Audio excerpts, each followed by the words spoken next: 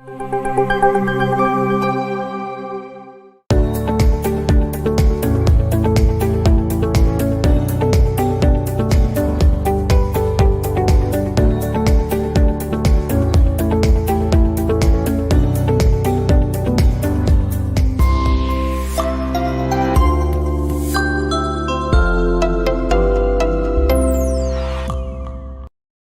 boa tarde.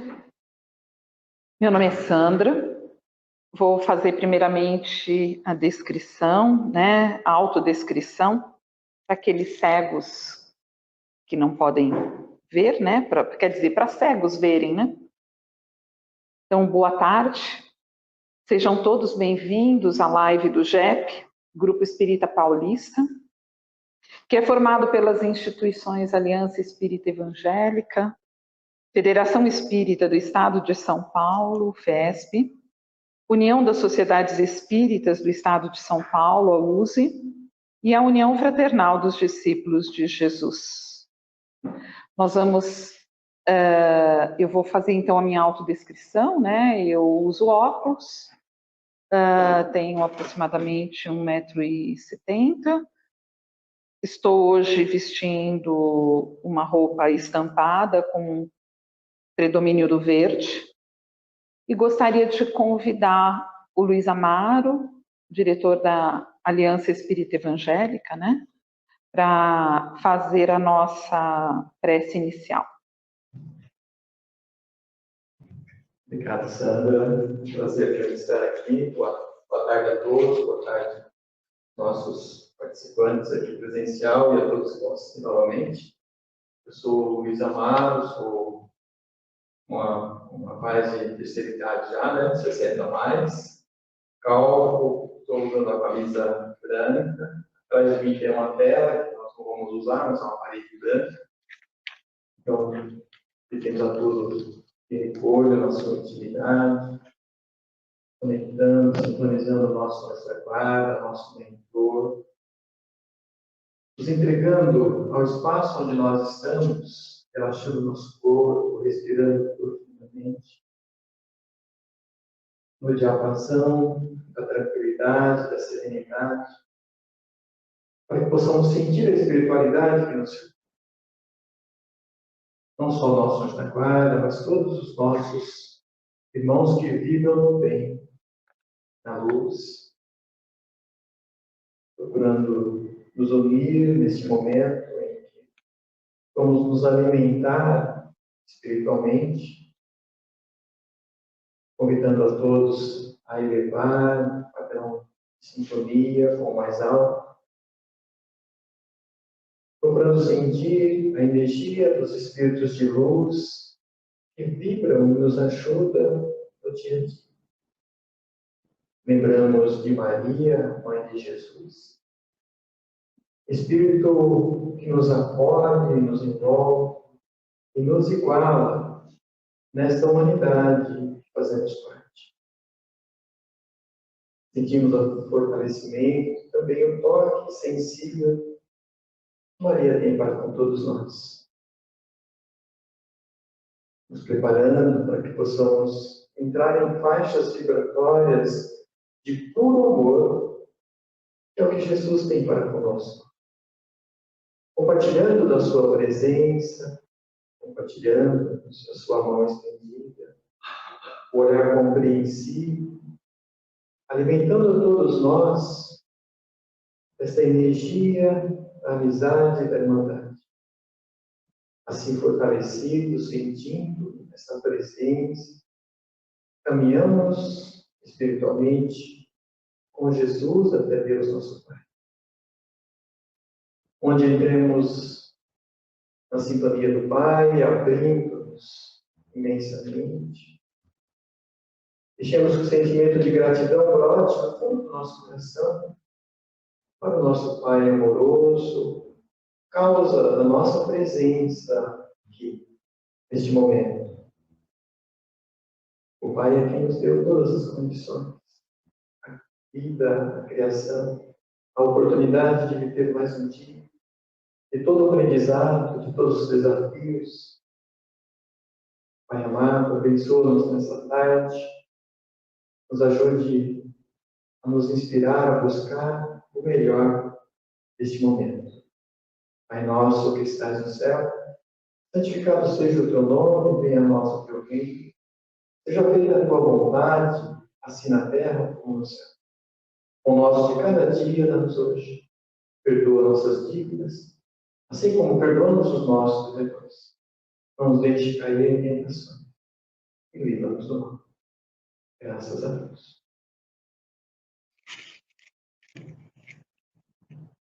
Obrigada, Amaro.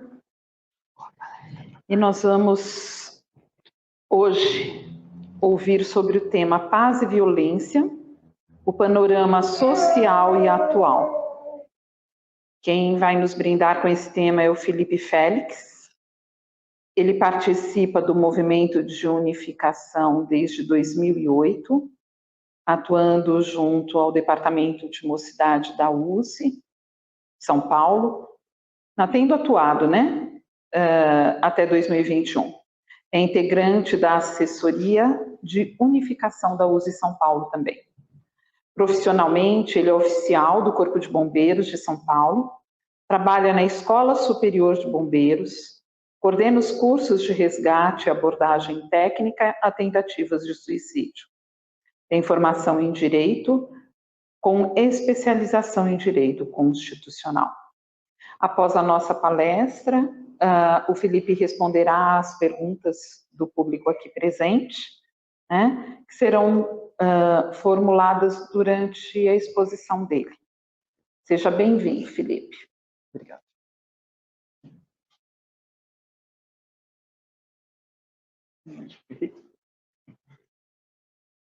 Quer desligar? Melhor, né? Boa tarde. Boa tarde. Tudo bem? Tudo bem? Bom, como foi feita a autodescrição, eu tenho também aproximadamente 1,70 m, pelo menos tinha quando era novo. Agora talvez um pouco menos. Estou ficando calvo também, o cabelo ainda é preto, mas já em vias de ficar mais branquinho. E estou usando uma camiseta preta, uma calça jeans azul e um tênis preto. Creio que seja isso. Queria agradecer a oportunidade de começar o ano de 2024 fazendo uma conversa, um bate-papo, uma palestra para o GEP, E é um esforço de união e de congregação muito interessante e bonito das nossas entidades no estado de São Paulo. E fico muito feliz, então, de ser o palestrante de abertura do ano de 2024. O tema é um tema complexo, pedi apoio aos universitários antes da palestra, como delimita esse tema, porque eu poderia falar aqui de várias coisas, recebi esse apoio, ainda bem, e agora eu quero passar bem brevemente sobre esse tema, mas mais conversar com vocês sobre isso, ouvir um pouco de vocês sobre o que vocês entendem sobre o tema, para a gente poder construir algo juntos. Não temos como fechar nada sobre o que seria a paz, o que seria a violência, qual é o panorama atual, sobre qual perspectiva. São muitas as possibilidades, então acho que a gente criar algumas coisas aqui faz mais sentido e a gente pode fazer um bate-papo a partir daí. Então é um pedido, na verdade, que vocês me ajudem a construir algumas informações, alguns conteúdos. Pode ser? Tudo bem? Tudo bem? Concordamos? Ótimo. Então, já vou pedir ajuda já de cara, Nós vamos falar sobre paz e violência. Então, eu queria saber, em algumas palavras, ou uma palavra só, a gente tentar construir um pouquinho da ideia sobre o que seria paz, sobre o que seria violência, na visão da gente que está aqui conversando sobre esse tema. Primeiro, paz. O que seria paz?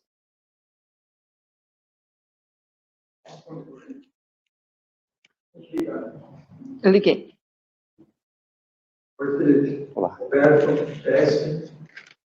Bom, a paz é o que Jesus nos trouxe já, 2000 anos atrás. Deixo-vos a minha paz eu dou. É aquela situação que todos nós vivemos de maneira fraterna, respeitando as nossas diferenças, E buscando uma convivência harmoniosa. Assim, fazia basicamente isso, algo que começa no íntimo de cada um de nós. Nós tivemos paz no nosso íntimo e não organizaremos a paz na sociedade. Maravilhoso, já englobou bastante coisa. Falamos de fraternidade, de harmonia, de convivência, falamos da paz interior, que se expande para todo o resto. O que mais que a gente pode trazer sobre paz? O Roberto falou uma questão interessante, né, da fraternidade, dessa convivência. A gente vê que alguns países desenvolvidos, eles vivem assim numa fraternidade pela relação de confiança que eles têm com os outros. Quando a gente tem essa relação de confiança, de solidariedade, né, entre as pessoas, eu acredito que isso traga paz, não só para uma família, mas para um povo, uma cidade, um país. Legal, confiança é um elemento que motiva e traz paz. Muito bom, já temos uma construção muito legal. Eu sou o Leonardo. Uma vez eu trabalhei uma charge sobre a Segunda Guerra Mundial, no final da Segunda Guerra Mundial. Tinha assim uma paisagem que se estendia planícies do Planalto cheio de cruzes. E dizia embaixo, enfim, a paz. Então, às vezes a gente faz a guerra para depois fazer a paz. Então, eu acho que Jesus propôs assim, seja o mais inteligente, já cultive a paz. E aí traz uma reflexão, né? É possível a paz sem a convivência, a paz no isolamento, né? Será que existe essa paz do silêncio absoluto? É uma coisa para a gente se perguntar também, né? Mais alguma coisa sobre paz que a gente pode trazer aqui? Uma vez nos estudos assim, na nossa cidade também, chegou uma conclusão que eu gostei bastante de que a paz é a ausência de conflito. Sim, sim, uma perspectiva de que a paz, então, é uma experiência de ausência de conflitos. E a gente usa muito o conceito inicial de paz, bem mesmo disso, né? É a ausência de guerras, a ausência de conflitos, a ausência de violência, inclusive, que é o nosso próximo conceito para a gente tentar se estabelecer nessa conversa e entender do que a gente está falando em conjunto aqui.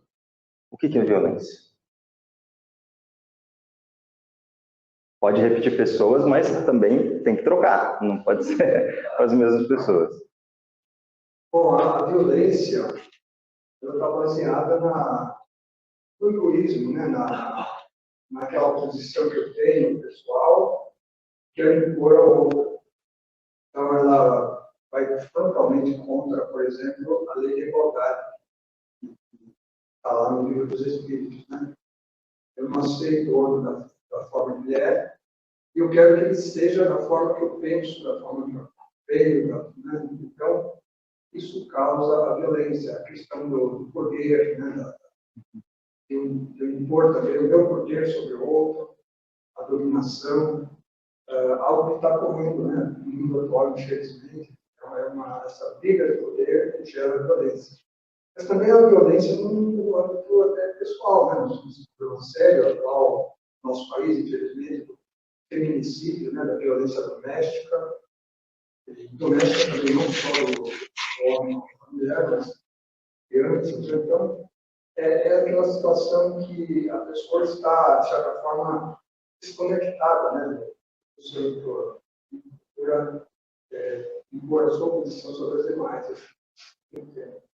É uma visão. Sim, sim, como um uso da força para impor o que eu acredito ou o que eu vivo. Que gera uma reação, né? Então, gera a guerra.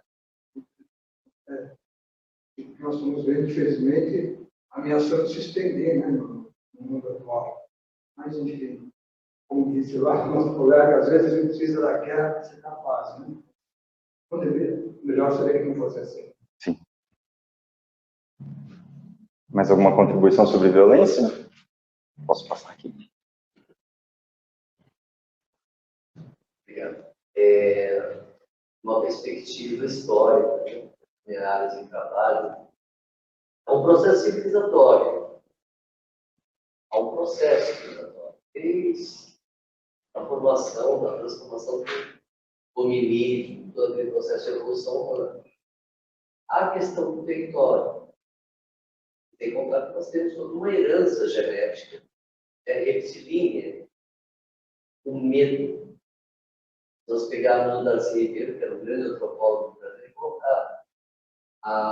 É muito fácil você estabelecer uma civilização transplantada. Outra coisa é você construir um processo civilizatório. E dentro de uma visão espírita, nós sabemos que existe a lei de inscrição. Então, não tem nada muito fora daquilo, do processo de evolução que nós estamos passando. Concordo totalmente em relação ao ego, que é o nosso demonstrativo de medo. Quando nós conseguimos perceber que nós temos uma outra capacidade de enxergar as coisas de uma outra forma, sem essa mente reptiliana, eu acho que nós conseguimos ter um pouquinho mais de paz interior, e, obviamente, o nosso exterior também vai dar com menos violência. Mas enquanto nós estivermos nessa perspectiva, poder econômico, poder político, e o medo, né, que está por trás da construção da mentalidade humana, nós vamos ter esse cenário mesmo. Está tudo dentro de uma ordem. Muito bom. Pensando no medo como esse start, né, da violência, né? Tanto do uso da força para impor, pensando na perspectiva de medo do outro, quanto no medo de perder poder, então uso a força para me estabelecer. Isso é histórico, realmente, é uma construção muito grande. Sobre violência, o que mais que nós temos? Posso? Claro. Talvez você mencionou o uso da força, né? E quando eu acho que a violência sempre existe quando a força é empregada em detrimento de qualquer outra alternativa. Então, o ator de violência, né? O agente de violência, ele desconsidera que existem outras alternativas e privilegia única e exclusivamente o uso da força. Uhum. Posso filosofar? Posso filosofar um pouco? A ideia é essa. A ideia é essa. Você falou da paz e violência, né? Então, certamente a paz é um acordo, né? A paz romana, né? Que fazia um acordo entre os países dominados para não ser invadidos. A paz vem dessa nomenclatura. E violência seria violar o acordo. Violência vem de violar, acaba violando o acordo. Quer dizer, a violência é que você está contra a paz, tá? Ao contrário da paz. Sim, sim. Me ouvem? Alô, foi, voltamos. Exatamente, né? Essa origem da ideia de paz, nessa paz romana meio que a gente domina, vocês ficam dominados e está tudo bem? Tudo bem, estamos em paz. Ainda numa perspectiva um pouco estranha, diferente do que a gente entende hoje, mas sim, vem dessa ideia. E o violar o outro, seja por palavras, seja por expressões físicas, por ideias, pensamentos, imposição de cultura, e assim vai. De várias formas nós temos o uso de violência por aí.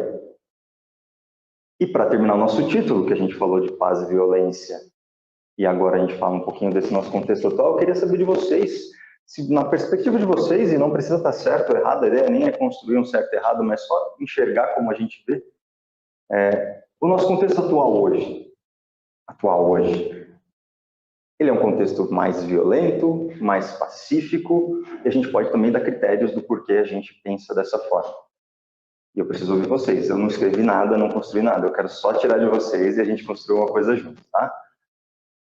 O contexto atual é um contexto violento ou pacífico na perspectiva de vocês?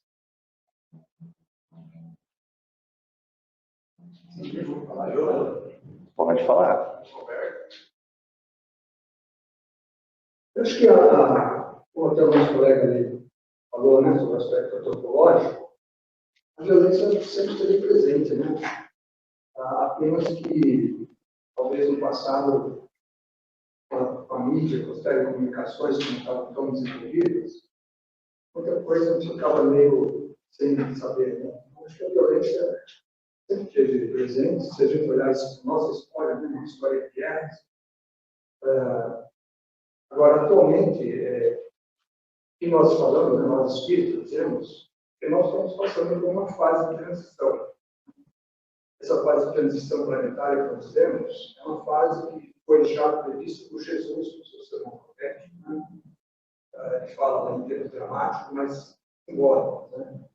E Kardec fala na Gênesis, no último capítulo, tempos são chegados. Então, aquele momento de transformação da Terra no mundo de expiação e provas, né, onde predomina o mal, para um mundo de regeneração, que não vai ainda predominar o bem, né? Vai ter um certo equilíbrio entre o bem e o mal, né?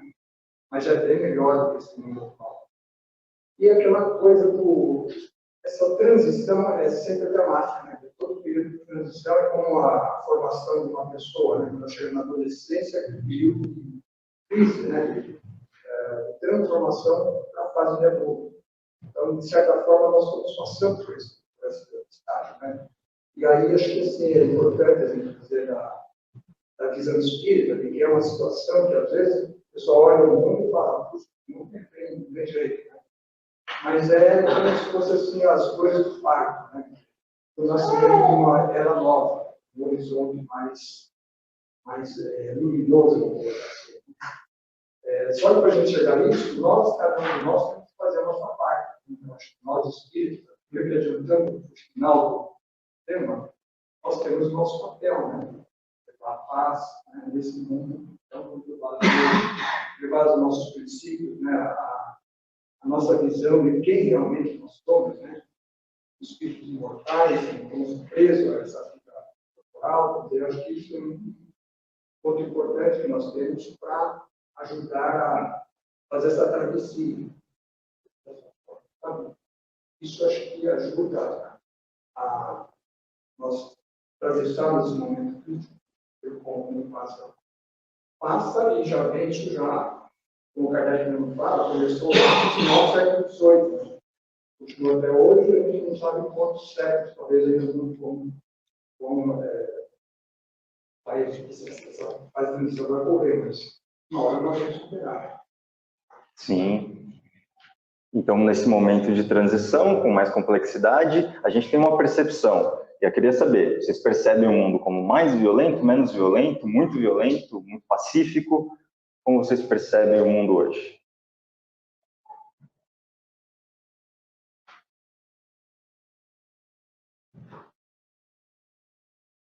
Um pouco da história, eu imagino que é inerente ao ser humano essa violência latente. Se você não faz um trabalho de autoconhecimento e sobre a inspiração do Evangelho de Jesus, você não transforma isso. Então, em todas as épocas, quando as pessoas instigadas, às vezes anestesia a consciência do indivíduo, começa a fazer coisas e de repente diz, nossa, uma situação normal você não faria. Então, hoje eu vejo muita preocupação que antes das redes sociais havia um verniz social. Você ter uma atitude educada, polida em relação às pessoas. E através do pseudo-anonimato das redes sociais, o indivíduo se revela muito agressivo, muito violento, destruindo reputações. E, então, eu vejo que esse é um trabalho, é uma condição inerente ao ser humano. E se não cuidado pela reforma íntima, pela transformação moral, isso não tem limites. É verdade, a gente, na verdade, abriu um instrumento novo para usar das mesmas faculdades anteriores, né? Ainda somos os mesmos, mas com ferramentas novas que talvez gerem destruição um pouquinho maior.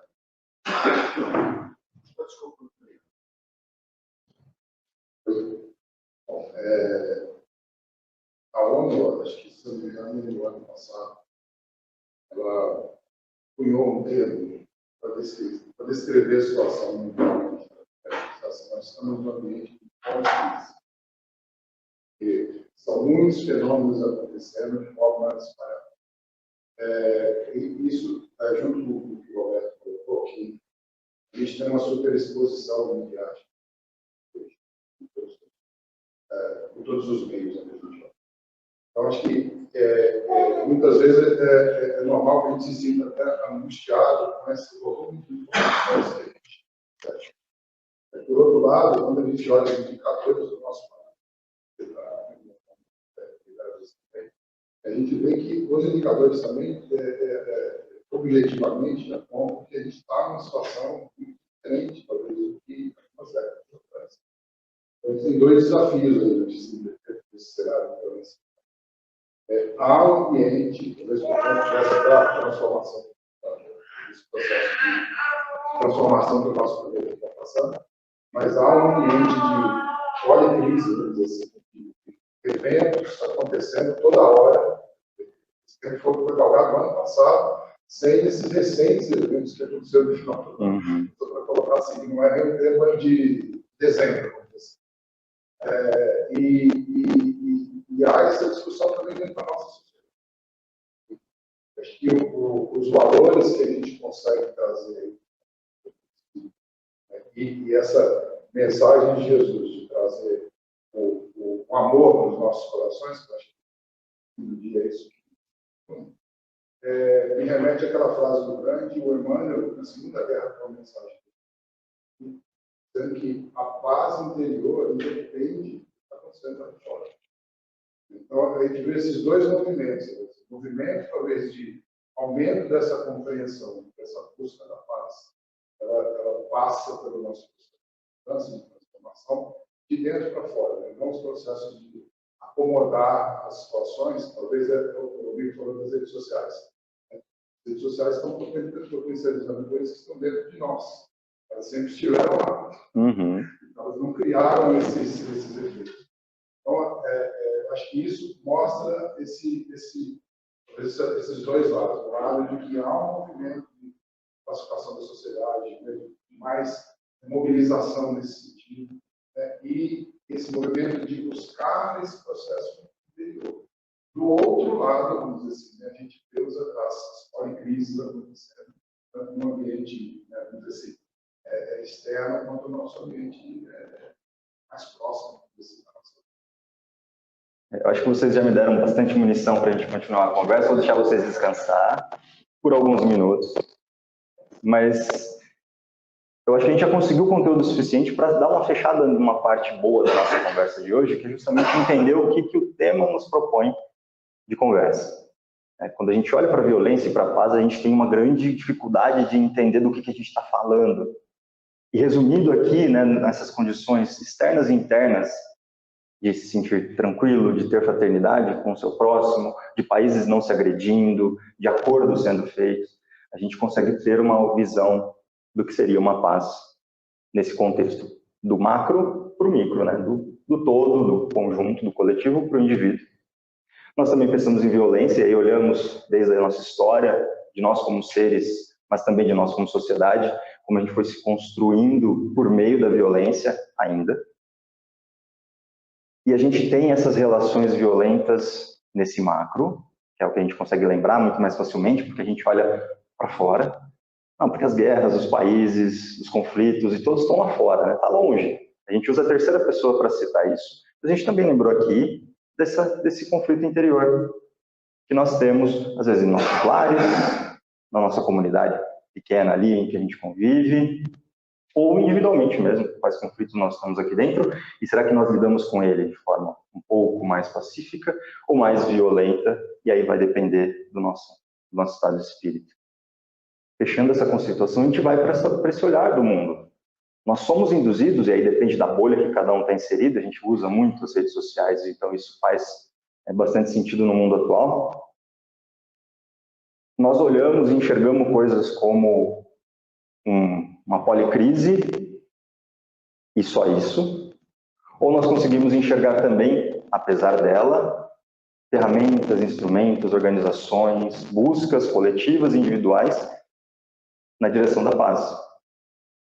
O problema maior é quando a gente se torna alarmista, ao ponto de acreditar que tudo o que eu vejo é o todo, e é tudo que existe. Então, se eu começar a pesquisar sobre violência e clicar em 3, 4 links, a partir dali, o algoritmo, com a sua inteligência de estrutura, de infraestrutura, vai começar a me direcionar esses conteúdos, coisas relacionadas a isso, e eu vou começar a enxergar muito isso.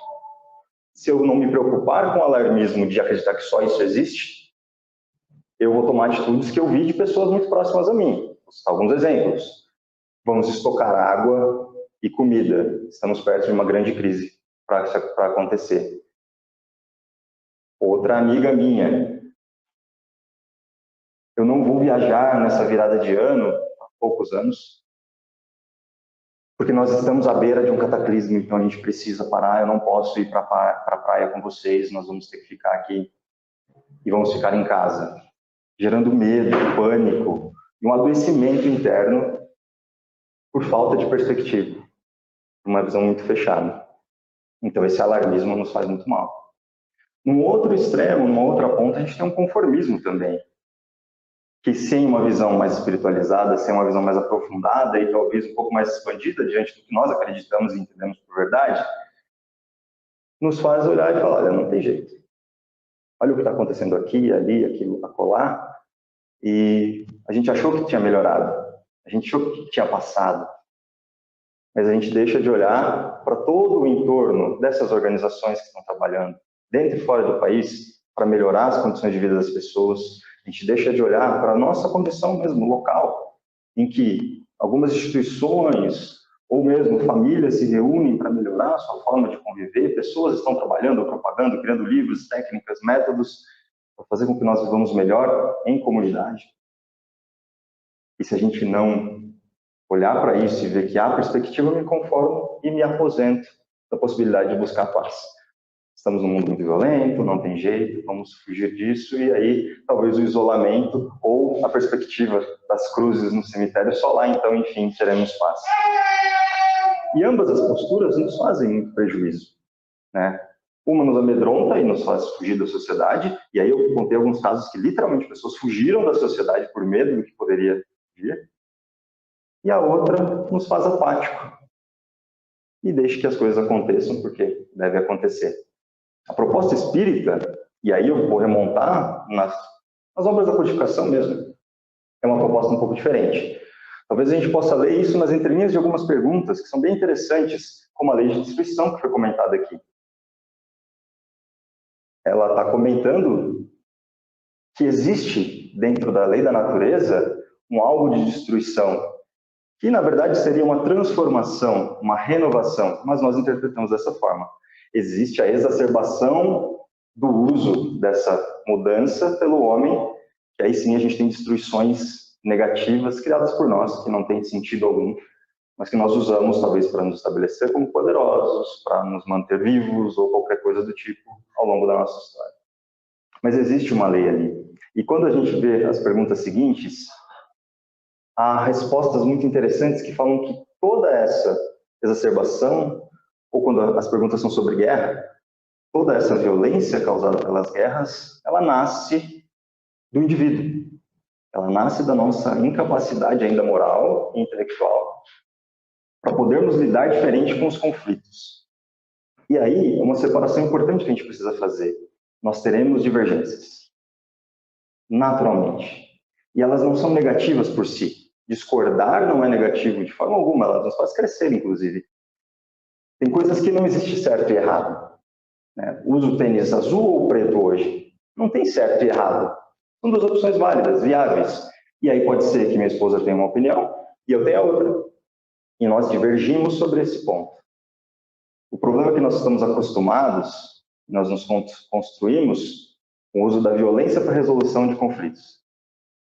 E não de métodos pacíficos para a resolução de conflitos. Então nós nos agredimos mutuamente, eu estou falando do caso do tênis, mas nós fazemos isso na sociedade como um todo, e muitas vezes nós nos agredimos individualmente, sozinhos ali, escondidos, fechados no nosso quarto, tentando resolver conflitos de uma forma muito dolorosa para nós e para o outro. E o Espiritismo, a doutrina espírita, nos traz uma perspectiva diferente.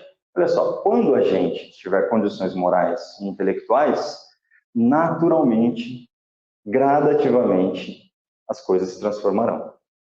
A guerra desaparecerá, porque parece uma coisa infinita, uma coisa que não acaba, que não vai ter fim. Mas já está escrito isso lá desde o século XIX. Elas vão desaparecer à medida que nós tomarmos uma postura não alarmista, não conformista, mas protagonista no processo de melhoria e de paz. Quando eu olho lá longe, na terceira pessoa, a guerra, eles, as pessoas más, eu me coloco numa posição muito distante de poder tomar alguma atitude para a transformação disso. E eu esqueço que as violências não são só essas grandes, mas as violências existem no nosso cotidiano. Naquele dia que eu acordei mal-humorado. Tem dias mal-humorados, né? Vocês têm dias mal-humorados? Eu não sei, às vezes sou só eu, e aí eu estou falando bobagem aqui. Às vezes a gente está mal-humorado. Acho que sou só eu, né? A gente fica mal-humorado. A gente tem discussões porque divergimos e não sabemos lidar com a divergência no nosso cotidiano. E isso pode ir às raias da agressão física, mas pode ficar no... Não falo com você por 1 hora, e aí nos agredimos mutuamente por 1 hora no silêncio. Não vou fazer isso que você pediu, ou qualquer coisa nesse sentido. Esses mecanismos que nós encontramos até hoje para a resolução de conflitos não se enquadram nesse novo olhar de vamos melhorar. Vamos propor uma transformação íntima para que lá fora isso repercuta de algum jeito. No desespero de olhar para o mundo, e aí as nossas redes sociais têm uma capacidade muito grande de nos trazer informações negativas, porque isso vende muito mais fácil, chama muito mais atenção. Né? Você vai olhar numa reportagem, apesar de que animais geralmente dão muita visualização para o corpo de bombeiros. Então, socorrer um animalzinho tem bastante visualização. Mas se você tiver um incêndio com muita destruição, aquilo vai ter muito mais visualização do que, olha, socorremos uma vítima hoje, ela está bem, ela está feliz, etc. Olha, fizemos uma ação educativa e propusemos que as crianças ajudassem seus pais quanto aos problemas de sua casa, etc. Isso não tem muita visualização. Então é natural em nós recorrermos e entendermos isso como única verdade. Na construção nova que nós vamos fazer, nós precisamos trazer ferramentas e mecanismos para que essa paz interior, que não se abala de fora, porque a gente tem um costume muito claro de dizer que as pessoas ou as coisas nos tiram a paz. Se eu perguntar para você, o que tira a sua paz? E aí você fala, meu marido, minha esposa, meu filho, meu cachorro, meu trabalho. Quando na verdade nada tem condições de tirar a sua paz se ela realmente está construída dentro de você. É impossível transpor essa barreira íntima. Nós é que permitimos a entrada. A gente que gosta de filmes de ficção e vampiros, etc. e tal, tem uma ficção, uma história de que o vampiro não ingressa na casa se não for autorizado. Isso de filmes antigos de ficção nesse sentido. Essa coisa que nos afeta não consegue ingressar na nossa residência íntima se não permitida por nós. E aí vem esse primeiro start de por que eu me perturbo com a ação externa. Por que eu me transformo, me transfiguro ou volto para o que eu era antes. A gente fala, tive ações impensadas, etc. Mas na verdade é um pouco do que nós somos que ainda está aqui. Nesse estado latente, adormecido, mas que pode se tornar muito presente, dependendo da provocação. E aí eu vou construir esse algo novo, vou construir essa postura nova de crescimento e desenvolvimento. Bom, a gente sai desse olhar do é tão longe, agora trouxe aqui para perto, e aí eu pergunto para vocês, como é possível fazer isso? Como criar paz? Como criar mecanismos de não afetação para esse mundo lá fora? A gente tem alguma ideia aqui? Eu falei que eu ia voltar a falar com vocês em breve, eu segurei bem.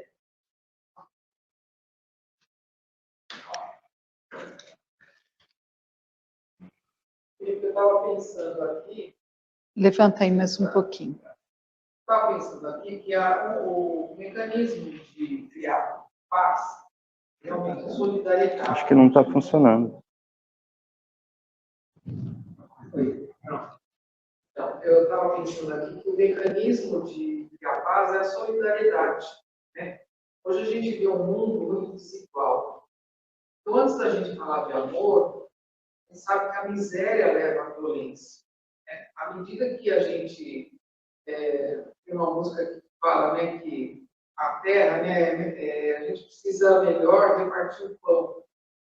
Então, esse repartir o pão, que é a solidariedade, a gente olhar para o outro, e eu acho que é um mecanismo que a doutrina espírita sempre atuou, né, de estar dando ao próximo, pelo menos, o pão. Né? Mas a gente precisava dar mais do que isso. A gente sabe que a educação é que vai transformar a Terra. Então, são esses mecanismos que a gente vai criar a paz. Solidariedade, empatia, né? tem que reconhecer que o outro está sofrendo, a questão também da educação, que é primordial, porque sem esses elementos a gente não consegue transformar, né? Porque a gente fala da reforma, mas você precisa estar, para você educar até a criatura, ela precisa estar com o estômago cheio. Não é isso? Mais alguém? Mais alguém? Tem um pensamento dos Vedas que eu acho muito interessante. Na Índia, eles colocam que nós olhamos o mundo não como o mundo e as pessoas são. Nós olhamos o mundo e as pessoas como nós somos. Pensamento de mais de 1.500 anos. Muito interessante. E isso não tem nada contra que nós vemos na doutrina espírita a questão do autoconhecimento. Você mesmo colocou. Aonde está a violência? Daquilo que eu não conheço em mim. Eu posso fazer um discurso extremamente pacificador. Externo. Interno, como pessoa. Você falou, só você acordar mal-humorado. E eu acredito que todos nós acordamos mal-humorado, porque nós nos reconhecemos. E isso todos, desde os gregos, eles já colocam isso, né? Conhece a ti mesmo e conhecerá o universo, os deuses. E ainda nós temos essa dificuldade de nos interiorizarmos. E é claro que dentro de uma sociedade midiática, como nós vivemos, é uma exploração do externo, da materialidade, está dentro de uma ordem, nós estamos dentro do sistema capitalista. Fica um pouco mais difícil para a gente poder se reconhecer. Você vai criando um padrão, né, como disse a Joana de antes, há uma diretriz organizacional. Nós podemos chamar também de crença. Então, nós vamos construindo crenças e depois nós não conseguimos mais lidar com as crenças externas que nós conhecemos. Nós assimilamos. Então, esse conflito interno, e tem uma professora que eu gosto muito, que é a professora Cristina Galvão, que é uma filósofa da Nova Acrópole, em Brasília. Eu posso educar? Posso. Mas nós podemos entender que as grandes crises econômicas do mundo não foram feitas por analfabetos. Os grandes conflitos não foram feitos pelos analfabetos. E ela usou uma frase que eu acho muito interessante. Você pegar um homem de biga, que era aquele transporte romano, e pegar um homem hoje que dirige um Porsche, mudou o homem? Mudou a tecnologia. Ela até brinca. O Porsche cai mais rápido dentro do buraco, dentro do abismo. Ou seja, se nós não transformarmos a nós mesmos com exemplo e com ação, não é só também ficar dentro da casa espírita, ou dentro do espaço escolar, onde eu trabalho, mas com ação. E você vai ver que outras pessoas vão se agregando a isso. E vai mudando, vai mudando. Agora, se eu olhar no pessimismo, é melhor eu ficar em casa e começar a tomar antidepressivo, porque nós não vamos mudar, o problema está dentro de nós. Até onde eu posso? Qual é a casa que eu blindar com esse planeta? Quais, como explicador coloca, quais são os passos que você está deixando? Você vai deixar um rastro. Você pode deixar um rastro muito pequenininho ou um rastro muito grande, como deixou Jesus, como deixou Siddhartha, tantos sábios que passaram por isso. Que rastro que eu estou deixando no meu dia a dia? E isso só eu vou ter que construir. Nos conflitos internos. Eu acho que essa é a grande guerra. Agora, como eu exteriorizo isso? Aí vai para a guerra, vai para homicídio, vai para feminicídio, vai para tudo. Lá dentro do Excelente. E aí eu pergunto, né? Quanto tempo a gente se dedica no dia a dia para pensar nisso? E óbvio que eu não estou pronto, né? Eu recebi o tema e aí eu comecei a me questionar. Quanto tempo eu dedico no meu dia para me transformar em alguém pacífico? Para enxergar as violências que eu pratico no dia a dia? Porque é uma construção paulatina mesmo. Ela é de migalhas, é gota a gota. né? Não adianta a gente fazer uma imersão de um final de semana sobre paz e violência, aprofundamentos e tal, porque na semana seguinte vai faltar combustível para essa transformação. E é realmente isso, nós medimos o mundo a partir da nossa régua, e como eu enxergo as coisas. Então eu preciso ter uma boa visão para poder olhar para o mundo. Quanto tempo eu dedico a isso? Quanto tempo por dia ou por semana eu paro para construir algo positivo, ou para buscar essa paz interior, ou para pelo menos reconhecer as violências em que eu convivo, que sofro muitas vezes, mas que eu exerço, para mitigá-las ou eliminá-las caso eu tenha condições de fazer isso. Às vezes é muito pouco, às vezes é nenhum. Mas a gente poderia encontrar então esses caminhos pequenos de transformação íntima, de reconhecimento íntimo, para fazer essa mudança acontecer. Hoje nós vivemos num mundo em que nós não temos príncipes nos governos, na maioria dos lugares. Então não tem famílias e dinastias que são escolhidas e criadas para isso. Então nós temos posições que podem ser ocupadas por qualquer pessoa. O que eu quero dizer com isso é, às vezes eu acho que o meu rastro é pequeno, mas os pais dessas pessoas que a gente chama de vultosas não sabiam que elas seriam. E eles estavam ali na educação, num processo de crescimento. Os amigos de convívio também não sabiam quem seriam essas pessoas. Eles estavam ali numa construção violenta ou não, dependendo da comunidade. O que eu quero dizer é, nós estamos inseridos em meios, e neles nós somos influentes. Não importa a posição que a gente tenha, o que a gente exerça, nós influenciamos pessoas a todo momento. Se eu conseguir separar uns minutinhos por semana, por dia, para pensar numa convivência diferente do que eu talvez aprendi na minha infância com a minha família, diferente da minha convivência com os amigos na adolescência, diferente da convivência no trabalho ou qualquer outro lugar, talvez essa rede de influência possa exercer uma grande transformação. Não necessariamente eu, não necessariamente essa geração, não necessariamente as próximas tão próximas, mas em algum momento isso repercutirá, isso vai transformar de grande forma a sociedade. No Evangelho, quando ele fala do homem no mundo, ele fala que a perfeição está no exercício da caridade. E não há como exercer a caridade senão em contato. O contato com o outro é que permite o exercício da caridade. Por isso que em vários trechos, inclusive quando fala, né, do isolamento, do insulamento no Livro dos Espíritos, no Evangelho também, é dito que não há como se desenvolver e evoluir no isolamento. Nós precisamos desse contato. Então, uma forma de trazer paz, de criar paz, de mitigar a violência, é realmente buscar intimamente como construir isso em nós e simplesmente sermos quem nós somos.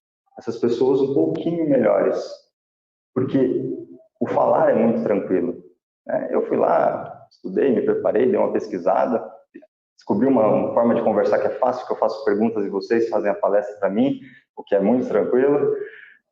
Isso é simples. O difícil é viver.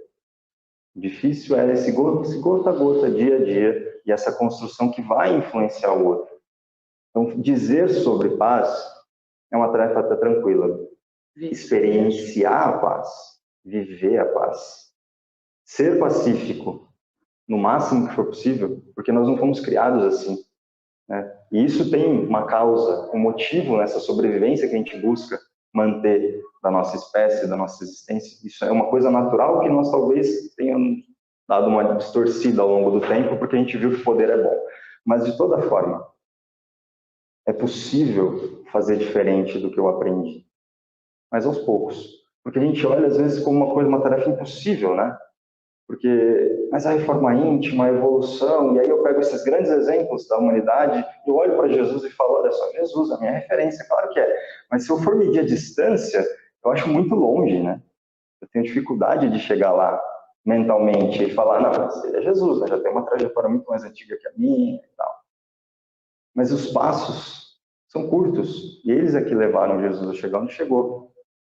Eu não posso me imobilizar, eu preciso caminhar. E se eu falava 3 palavrões, eu diminuo para 2 em 2 anos, olha só que desenvolvimento. Meu filho tem 6 meses, quem está ouvindo a gravação talvez tenha ouvido ele em algum momento. Talvez meu filho tenha uma experiência melhor do que a que eu tive em relação à violência doméstica. Talvez ele tenha um pai que o influencie melhor e sem quem sabe o que ele vai poder fazer. E essa é uma das reflexões que me vieram ao estudar sobre paz. Eu fui perceber que a minha experiência do dia a dia é muito violenta. É muito agressiva, é muito conflitiva, combativa e pouco pacífica. E aí essa interpretação disso, a partir desses estudos que eu fiz para essa palestra, me fizeram refletir. O que eu estou deixando de rastros, talvez? Que pegadas eu estou trazendo para esse mundo que vão influenciar esse rapaz aí, esse meninão, que é recém-chegado, modelo novo, modelo 2023, que vai habitar esse planeta, se tudo der certo, dentro do que a gente imagina que é o que ia dar certo, por mais 60, 70, 80 anos, que vai chegar no século 22, talvez, influenciando pessoas. Então, essa responsabilidade do pequeno que a gente precisa perceber, que é no dia a dia, que é no bom dia, que é no café da manhã, é aí, é na experiência pacífica. Não precisamos pensar na transformação mundial como algo a ser exercido por pessoas tão distantes, mas como o próprio Evangelho, o próprio Livro dos Espíritos nos indica, a nossa capacidade moral sendo desenvolvida, a nossa capacidade intelectual sendo desenvolvida, a paz vai reinar e a guerra vai deixar de acontecer. Nesse sentido, a violência vai ser mitigada ao máximo. É um período longo. No Pinga Fogo, o Chico fala, o século XXI será um século de transformação e sim, nós vamos ver um mundo regenerado. Se vai ser no começo, século não, terceiro milênio, se vai ser no começo do terceiro milênio, no meio do terceiro milênio, no final dele, depende da gente.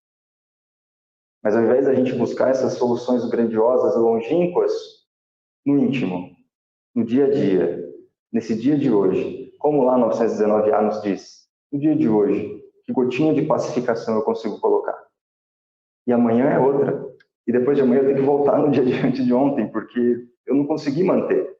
E isso é natural, paulatino, mas a experiência que a doutrina espírita nos traz de fazer isso conscientemente, olhando para uma perspectiva de futuro que já nos foi indicada há mais de um século, é muito poderosa, é muito positiva.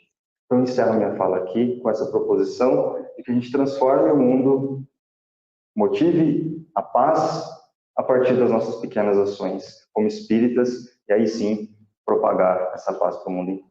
Obrigado. Nós é que te agradecemos, Felipe. Você vai ficar com esse microfone ainda. Ah, é? Vai, porque você não vai fugir daqui. Você não vai fugir daqui.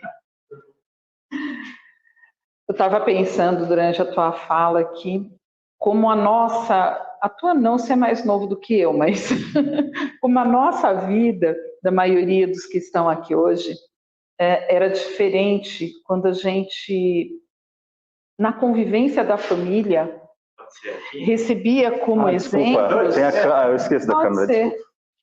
E aí fica fácil para a imagem. Tá, perdão. Como o exemplo dos nossos pais dentro do lar faziam com que, a hora que a gente chegasse na escola, a gente respeitasse o coleguinha, respeitasse o professor. Hoje a gente vê, o senhor que é professor deve perceber isso muito, né? Mas hoje a gente vê o jovem sendo agressivo com os professores, né? Violentos com os professores. O que será que havia naquela época que hoje as famílias não conseguem passar para os seus filhos e esses jovens? Eu estou dizendo isso porque também trabalhei muito com evangelização infantil, com mocidade, e aí a gente vai percebendo as atitudes, né? Será que só os exemplos dos nossos pais, que eram mais calmos, mais tranquilos, influenciavam nessa não violência? Porque hoje a gente vê muito mais violência em termos de professor ou filho brigando com o pai, com a mãe, ou talvez seja só um motivo da gente ter mais acesso às redes sociais e saber mais coisas que acontecem, né? Eu acho que não tem uma resposta tão completa possível para isso, mas eu não sei. Eu tive contato com jovens durante muito tempo e fui jovem também, apesar de não parecer. E eu não sei, eu acredito que a gente teve um período de uso de força e violência para manter disciplina por bastante tempo, né? E isso durante talvez toda a nossa experiência em algumas das sociedades. E aí, por um grito de consciência, talvez algumas gerações tenham percebido que isso não era tão legal. E aí o não uso não viabilizou um uso de geração de consciência, talvez, para alguns jovens. Então eu não sei se havia algo bom que precisa voltar ou algo novo que precisa aparecer. Então, como eu disse, pelo menos numa maioria de pessoas com quem eu convivi, essa contenção mais agressiva gerava essa disciplina, e depois de uma geração seguinte, o não querer usar dessa violência muitas vezes fez com que essas pessoas não soubessem muito bem quais ferramentas utilizar, e talvez alguns jovens se tornassem mais agressivos nesse sentido. Mas o que eu vejo é a ideia de uma construção de consciência ser necessária, né? Uma construção de consciência familiar, e aí eu vejo que muitas famílias tinham isso já desde muito tempo atrás, mas eu estou falando de uma massa muito grande que aprendeu no medo como se manter disciplinado. Uma proposta nova, talvez, que seja mais interessante, é uma convivência saudável, harmoniosa, pacífica e respeitosa, que gere respeito também, né? A gente no quartel, por exemplo, eu sou militar, temos discussões, isso já, eu estou quase 2 décadas na profissão, há muito tempo, sobre como eu posso construir uma ação desse militar junto à sociedade pacífica, se aqui dentro eu não o trato tão bem. E a gente discute isso, e hoje trabalho numa escola de formação, como eu posso criar uma formação humana para que esse ser humano seja humano com outro ser humano. É muito humano na frase, mas é fácil de colocar. Eu preciso formar bem, harmoniosamente, respeitosamente, para que isso repercuta lá fora. O medo também traz seus resultados, mas ainda assim eles não são tão verdadeiros, porque assim que eu perco o medo, é numa ideia de heteronomia, quando não tem norma mais, quando não tem ninguém olhando, aí eu coloco para fora o que eu tenho aqui dentro, reprimido muitas vezes. Então, eu não sei, eu acho que uma criação de consciência de que uma família, um conjunto que cria junto seus valores, precisa realmente ser harmônico e respeitoso com essas diferenças, porque a pessoa é diferente, vamos colher agora, porque ela se enquadra no padrão. Talvez uma percepção um pouco mais abrangente e mais acolhedora com tudo isso tenha um reflexo positivo, como eu já vi, já desde aquela época, de famílias que dialogavam, conversavam, falavam sobre a agressividade, falavam sobre a violência, falavam sobre o uso de drogas, por exemplo, tentando construir uma consciência nova para aqueles jovens que iam interagir com o mundo.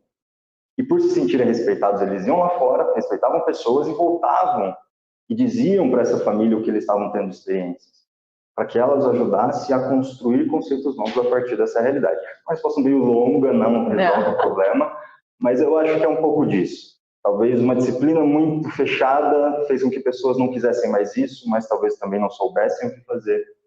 Tem um outro resultado, e a gente vai corrigindo os nossos erros ao longo das gerações, eu acho que isso é natural. Uma construção positiva na minha concepção é essa, de uma estrutura harmoniosa dentro, na formação, que permita que a pessoa vá lá fora, interaja com o mundo e volte, e tenha esse acolhimento, e consiga também ter uma vivência respeitosa lá fora. Certo, tá certo. Bom, as perguntas que vieram para você, uma delas, o que explica a escalada da violência no mundo contemporâneo? Bom, vocês já viram meu modelo de palestra, né, gente?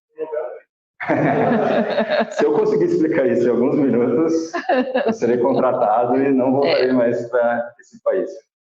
Quer que eu leia a próxima? Não é tão simples. Mas eu acho que é um pouco do que eu comentei, e foi também bem comentado aqui sobre isso. Nós precisamos trazer outros parâmetros para ver se realmente é uma escalada absurda ou se é uma possibilidade informacional que me traz uma visão do que realmente acontece no mundo. Se a gente for pensar que há 70 anos, mais ou menos, no século passado, aqui, 1900 e alguma coisa, vários do que hoje a gente chama de países africanos eram colônias ou protetorados ou eram submissos a algum país europeu, isso para mim é uma grande violência que hoje diminuiu. Se a gente pensar que a gente tinha leis segregacionistas em vários países e que isso foi acabando, e aí a gente pensa no Martin Luther King, numa luta pacífica, não violenta, contra isso lá nos Estados Unidos, numa Índia em que Gandhi vai lá e faz também movimentos não violentos, para impedir com que esse tipo de agressão aconteça, tudo isso agora. E a gente vê que é possível isso. E é possível. Isso aconteceu faz pouquíssimo tempo. Então, eu não sei se tem uma real escalada ou a gente vê, claro, quando a gente isola um fato, vamos pensar nessa condição aqui, com essas duas entidades, esses dois países, qual é a história deles? Aí talvez haja uma escalada de violência contemporânea. Ou não, ou é uma retomada de uma violência anterior. Eu tenho dificuldade de responder isso porque não tem uma explicação única. A gente precisa olhar mesmo pontualmente do que a gente está falando, mas na minha visão, de forma geral, como está também no Livro dos Espíritos, a nossa evolução moral e intelectual faz com que a gente tenha horror à violência, horror à guerra. E talvez esse horror, sim, esteja se escalando, e isso é muito positivo. Nós estamos olhando com muito mais impacto para essas condições terríveis que sempre assolaram a humanidade, mas eu não tinha nem contato muitas vezes. Ou quando eu tinha, eu nem percebia que isso era tão importante, era longe. porque é tão longe. É. E hoje temos amigos, temos pessoas. Né? Um terremoto no Japão agora no começo do ano. Minha tia está no Japão. Hoje a gente tem contato, e isso faz com que a gente perceba muito mais alguns movimentos violentos que eclodem aqui e ali. Mas numa somatória, se a gente for pensar no século XX, XIX, XVIII, eu acho que a gente está até bem numa relativa paz. Apesar de, claro, ter uma convivência muito violenta. Tá certo. Nos voltando um pouquinho, então, para a área espiritual, a pergunta é assim: em que medida a obsessão pode contribuir para agravar esse estado de coisas? Não fui eu que fiz a pergunta. Perguntas tranquilas. Eu vou parar de desligar isso que tá... Alô? Então, pessoal, está num nível que eu achei que só eu ia jogar perguntas. Então, não me atentei que eu responderia também. Pensa num espírito aí obsediado. Depende muito do nível de obsessão, do nível de abertura que eu dou a isso. Mas imagine assim, eu, ser humano... Uma pessoa com ódio, né? Sou uma pessoa violenta. E muitas vezes ajo violentamente. Tem uma pessoa que não gosta de mim, essa está desencarnada. E aí a gente vai chamar essa pessoa de obsessor. Aí vai estar lá perto. Então, num padrão geral de obsessão. Pode ser ao contrário, enfim, mas vamos olhar para essa forma. Ela vai me cutucar no que eu tenho de maior brecha. Ela vai olhar ali e começar a minar no meu ponto fraco. Então, obviamente, uma obsessão, e aí, dependendo de cada grau, ela vai influenciar muito, mas porque eu sou uma pessoa violenta. Aquela ideia de que a paz não se abala, a paz íntima não se abala, desde que eu mantenha as portas fechadas e o cuidado íntimo, aquele conta-gota dia a dia, ela é real. Então, se eu abro portas para essa conexão negativa de alguém que quer me prejudicar, ele vai usar da minha própria violência para intensificá-la, ele vai usar da minha própria agressividade, das minhas mazelas pessoais. Então, eu só me preocupo quando a gente começa a terceirizar essa responsabilidade de, mas o obsessor é uma grande responsabilidade. Mas também, imagina, que você não mora com o Felipe, né? O meu marido é terrível. A gente terceiriza um pouquinho das nossas responsabilidades, mas, na verdade, são as nossas brechas que permitem a entrada desse tipo de coisa. Né? Quais as consequências da violência para aqueles que a praticam? Também não tem resposta curta para isso. Né? É interessante porque, mesmo quando a gente vê lá nas obras fundamentais, no Livro dos Espíritos, quando se fala sobre guerra, existe uma gradação e aí uma consideração muito importante, que existem vários outros assuntos, mas aqui cabe muito bem, que depende da intenção. Então, depende da condição de consciência, depende do despertar de cada pessoa.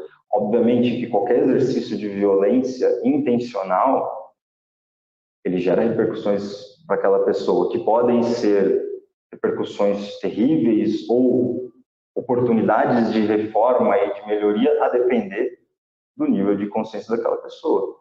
Então, eu, por exemplo, fazia perguntas malvadas para as pessoas, hoje eu estou aqui respondendo perguntas, isso talvez seja uma forma de reparar. Não me faz mal, me faz muito bem, inclusive, mas é uma forma de reparar. Então, o dever de reparação é real e claro, e com certeza ele vem, mas o nível de consciência e a a intenção da pessoa precisa ser levada em consideração. No caso das guerras, aquela pessoa que é convocada e é levada até lá e é colocado nela um instinto de sobrevivência mais aguçado, ela está numa condição muito diferente da outra que deseja estar ali, da outra que quer que o outro lado, não importa qual seja, morra ou pereça pelas suas mãos, daquela que faz crueldades, como a gente vê nesses casos recentes, que a gente teve acesso, porque isso acontece nas guerras há muito tempo, mas que a gente vê pessoas sendo cruéis no exercício que ela deve fazer em defesa de sua pátria, por exemplo. Aí sim a responsabilização se torna muito mais intensa.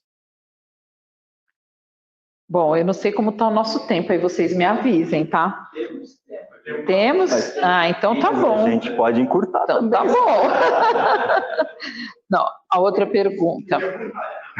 Como devem reagir aqueles que sofrem qualquer tipo de violência? Eu diria, devem reagir? Aí também é difícil, uma né? resposta complexa, mas eu acho que sempre temos respostas, né? Eu comentei. Fiquem à vontade, pessoal. O máximo que vai acontecer é dizer que não faço a menor ideia. Ah, a gente não sabe, ué. Faz a pergunta de novo, que até me abalei aqui. Como devem reagir aqueles que sofrem qualquer tipo de violência? A gente citou uns exemplos interessantes, né? Gandhi e Martin Luther King foram duas personalidades que eu estudei um pouco para trazer para essa palestra, porque eles participaram ou criaram movimentos não violentos de resposta a agressões que eles sofriam. E aí o reagir e agir, a gente pode usar essas palavras numa brincadeira aqui, de que não necessariamente a gente precisa reagir com uma resposta automática que geralmente, pela nossa condição evolutiva, é uma resposta negativa, uma resposta agressiva também, uma resposta violenta, mas sim agir a partir daquele estímulo. Nós vamos, invariavelmente, sofrer agressões no decorrer da nossa vida, por qual motivo que seja, em qualquer momento, desde o trânsito, quando a gente está dirigindo, até agressões muito mais severas e drásticas. Talvez um trabalho importante é a gente conseguir desenvolver mecanismos pacíficos, ou ao menos não violentos, para agir frente a essas coisas. A ideia da não violência, mesmo quando a gente fala da comunicação não violenta, não é a gente se tornar passivo frente às agressões, a gente fingir que elas não existem ou não respondermos. A ideia não é essa. A ideia é justamente criar um corpo interno, e não só um reflexo do externo, mas criar uma estrutura interna para responder, agir pacificamente frente às agressões. Então, é uma conduta realmente proativa. Eu preciso estar pronto, e aí é uma construção que eu vou fazendo aos poucos. Se alguém me fechar no trânsito, o que eu faço? E aí eu mentalizo uma boa resposta àquilo. Talvez na fechada que eu vou receber saindo daqui, eu não consiga utilizar. Mas daqui a um ano, eu vou ter um pouco mais de consciência, e isso um pouco mais estruturado em mim, para ter uma boa resposta àquela ação que eu considero indevida. Então, não sei se reagir seja uma coisa interessante, mas sim agir a partir de uma construção interna. Do se melhorar também, né? Sim. É claro que tem agressões que a gente não tem nem condições ainda de ter boas respostas, sim, né? Sim. Tem coisas que realmente a gente vai ter que tomar atitudes, isso também está previsto na nossa codificação. Imagina uma pessoa que atenta contra a sua vida e você tem condições de se defender e mantê-la. Faz parte do nosso instinto de sobrevivência. E aí é difícil a gente pensar em construções positivas de resposta. Mas nas agressões do dia a dia, nessas do relacionamento, é possível. Não é tão simples, porque a gente tem um histórico aí de talvez alguns milênios de construções violentas para serem transformadas, mas eu acho que como nós temos um pouco mais de consciência, nós vamos acelerar um pouquinho esse processo e construir boas respostas. A próxima pergunta diz assim: a paz é um sentimento. Você acha que o diálogo ajuda na conquista da paz? Sim. Qual o papel do diálogo, né? Como eu disse, né, é na convivência que a gente se aprimora e exerce a caridade, e ela, sim, é o que realmente indica nosso aprimoramento moral e a nossa perfeição. É no contato que eu consigo desenvolver paz. Não existe a paz do isolamento. A paz do isolamento é um mero silêncio. É uma fuga ou é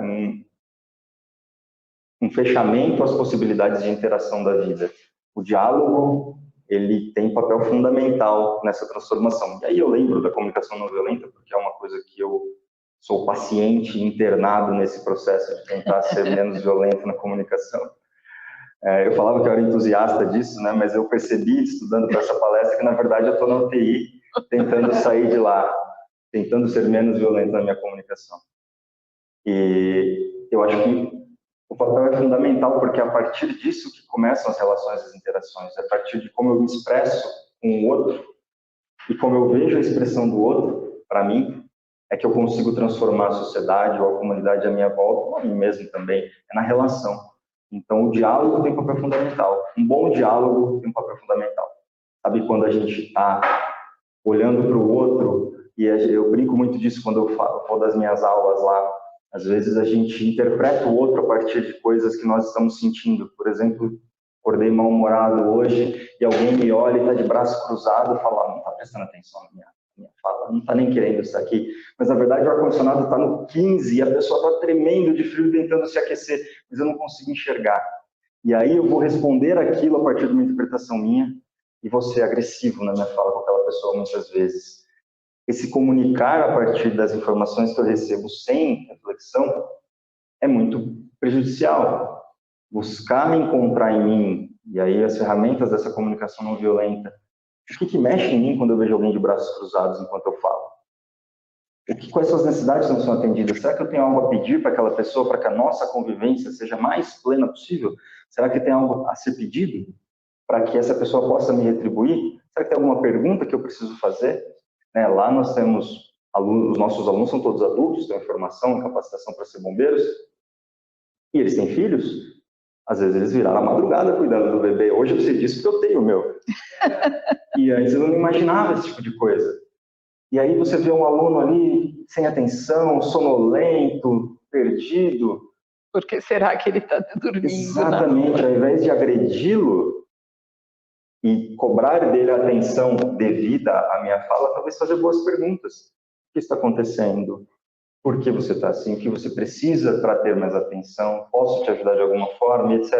O diálogo, sem dúvida alguma, é a ferramenta fundamental para a construção da paz. Vou fazer mais 2 perguntas facinhas para você. Pode, claro. Por favor. Poderia ter feito nas outras também. Fica aí. É que, lembrando da tua outra palestra para a gente, José, na comunicação não violenta, e dessa pergunta, como é que fica o agente da violência e a vítima da violência, lembrei que lá no livro Marshall tem um caso que é aquele que, num assalto, a mulher está para ser estuprada, ela ainda não sabe de onde tirou forças, um sangue frio, não é sangue frio, deu uma reação de começar a fazer perguntas compreensivas para o agressor. E ele foi insistir, tira sua roupa, e depois mudou, ele falou assim, dá aqui tua bolsa.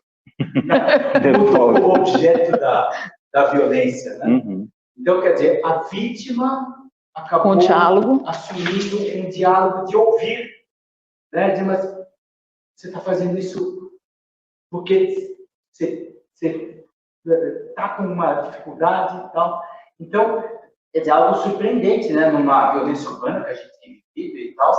E eu acho que ele escolheu esse exemplo, né, real, para que essa questão a vítima talvez possa até ajudar, não é de passar a mão na cabeça do estuprador, né? Não é isso, mas é de, no caso extremo, Com certeza, um dos princípios de um bom diálogo é essa conversa compassiva, né? Como eu posso olhar para o outro e não só enxergar o que eu estruturo dele, mas ouvi-lo realmente, estar aberto para ouvi-lo, ter compaixão com o outro. Esse caso extremo do extremo mexe com a gente até enquanto a gente fala sobre ele, mas no nosso cotidiano falta um pouco disso. Como ter compaixão com o outro quando ele me agride. Quando ele não presta atenção em mim, ou quando ele me acusa de algo, né? E aí saber entender as necessidades do outro, não abrindo mão das minhas necessidades, porque a ideia também não é essa, de só atender ao outro e se anular. É realmente fazer esse jogo em que ambos se compreendem. Como eu disse, a gente consegue falar disso muito tranquilamente. O exercício é um processo de longo prazo. Mas a busca, ela pode ser iniciada agora, de realmente, olha, quais são as minhas necessidades em relação a esse assunto? Quais são as suas? A gente consegue chegar num acordo? Ah, por enquanto não, vamos deixar essa conversa para depois. Vamos fazer um acordo provisório. Provisoriamente a gente resolve assim, daqui a algum tempo a gente resolve de outra forma. Né? E aí, aproveitando o meu filho ali, a gente teve um diálogo desse, a gente tinha um conflito porque a gente estava nessa coisa, teremos filhos ou não teremos filhos? Mas isso há quase 10 anos. E a gente fez um acordo provisório, vamos aguardar o tempo nos indicar o melhor momento, como vai ser, as condições, se vai acontecer ou não. O resultado está aqui, esse menininho falador aí. Então, a gente precisa também ter essa paciência de saber construir esse diálogo aos poucos. É um pouco difícil trazer compaixão para o nosso diálogo do dia a dia. A gente tem muita, não sei se impulsividade, mas já respostas muito automatizadas de agressividade. Então é um processo ainda de longo prazo para a gente construir. Bom, então vou fazer a última pergunta para você. Qual o papel do espírita para a edificação de um mundo mais pacífico e fraterno? Acho que completo o que você está falando, né? Ah, com certeza. Eu sempre... Eu tenho um pouco de dificuldade, né, de falar um pouquinho desse papel do espírita, porque ele pode ser interpretado de várias formas. Quando a gente olha lá nas obras fundamentais e fala aí de pregar, vá e fale, etc. Pratique a caridade, fale dela, mas pratique a caridade através dessa prática. Eu acho que isso talvez nos dê alguma ideia de que, mas eu sou introspectivo, eu não falo, então eu não faço parte desse grupo seleto, que é dos que vão fazer essa propagação. Mas eu lembro de um exemplo muito até engraçado, que eu trabalhava no policiamento na época, e aí a gente encostou num posto de combustível para lavar a viatura. A gente tinha ido para uma área de sujeira, sujou um pouco a viatura, vamos lavar. E a gente começou a lavar a viatura junto, eu, o motorista, e a gente trabalhando, e aí terminamos o serviço, encostamos ali o material que o posto emprestou e saímos com a viatura. Aí ele virou para mim de uma forma muito aleatória, nós não estávamos falando sobre esse assunto. Ele falou, o senhor é espírita? Aí eu falei, sou. Por que será, né? Aí ele, eu sabia. E ele era bem novo também, né? Eu era muito jovem, ele também. Eu sabia, não, porque essa forma de fazer, ir lá e lavar a viatura junto e fazer não sei o quê, isso a gente não vê em todo lugar e tal. E eu falei, não, mas muitas pessoas fazem isso e não precisam ser espíritas. Foi interessante você vincular uma coisa a outra. Mas o que eu quero dizer com isso é que a gente precisa ser um pouco do que a gente acredita. Só isso, não tem que ser muita coisa. O nosso papel é muito influente numa sociedade em que precisa de esclarecimento. Com certeza, a clareza que o Espiritismo nos dá dessa possibilidade de um futuro muito bom, de um planeta regenerador que nos vai dar um alívio nessa tensão, nesse sofrimento, é maravilhosa, e talvez levar isso para as pessoas é grandioso, não tenho dúvida disso. Mas mais importante que isso é essa vivência da doutrina espírita. Eu olhar para aquilo de, olha só, todo mundo é simples ignorante e vai evoluindo aos poucos. Como eu tiro uma conclusão positiva para a minha vida? Eu não sou melhor do que ninguém. Vou tentar vivenciar isso na minha vida. Isso já é um salto de qualidade nas relações, isso traz realmente uma construção pacífica no contexto daquele pequeno grupo que transforma gerações. E claro que esse não é papel só do espírito, é o papel de toda pessoa que se propõe a melhorar a sua realidade, mas eu acho que o espiritismo nos dá condições de pensar dessa forma. Então, além, claro, do que está descrito, né, dessa grande capacidade que a gente tem de levar ao mundo um Consolador prometido, uma experiência diferente, em que a experiência terrena ela é parte de um contexto muito maior, eu acho que isso é louvável, grandioso, profundo, mas eu acho que a gente tem muito mais condições de transformar sendo, não só dizendo sobre. É ser essa pessoa diferente, é ser essa pessoa, e não buscando ser diferente, eu quero ser diferente, não. vivenciar, olha só, simples ignorantes, todos estamos no caminho, como eu lido com uma pessoa que é meu subordinado? Como eu lido com o meu chefe?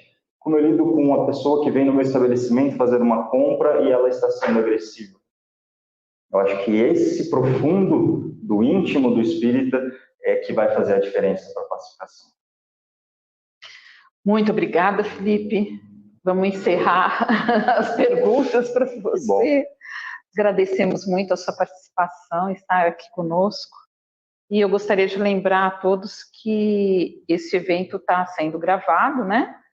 E que nós vamos disponibilizá-lo depois nas redes sociais do GEP, tá? E das 4 instituições. E eu gostaria agora de convidar o João Tiago para fazer a nossa prece final. Pode ser, João?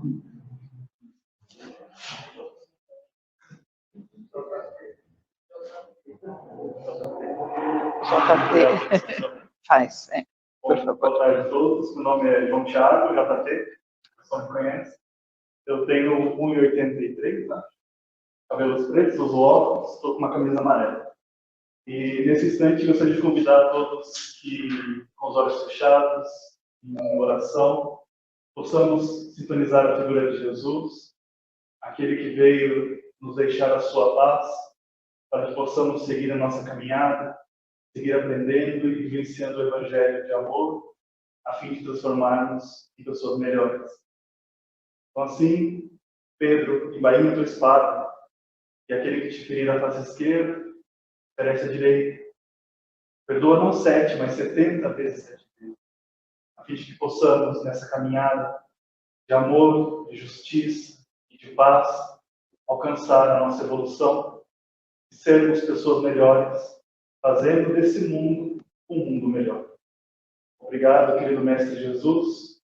Obrigado à espiritualidade amiga, aos mentores deste trabalho, aos coordenadores das 4 instituições que dão origem e força ao GEP, que possamos seguir a nossa caminhada, iluminando consciências e melhorando a vida de cada um, a começar com a nossa mesma, praticando o amor de Jesus e os ensinos dos Espíritos, através da doutrina que nos trouxe Allan Kardec. Obrigado, querido Mestre Jesus, ser conosco hoje e sempre. Muito obrigada, JT. Nós agradecemos pela linda prece. E eu gostaria também de avisar que no dia 24 de março, às 15 horas, nós continuaremos com as palestras do GEP e as programações serão passadas posteriormente também. Agradeço a presença de todos aqui na sede dessa casa, da Casa Irmanice, né? E também pelo empréstimo desse espaço para o nosso evento.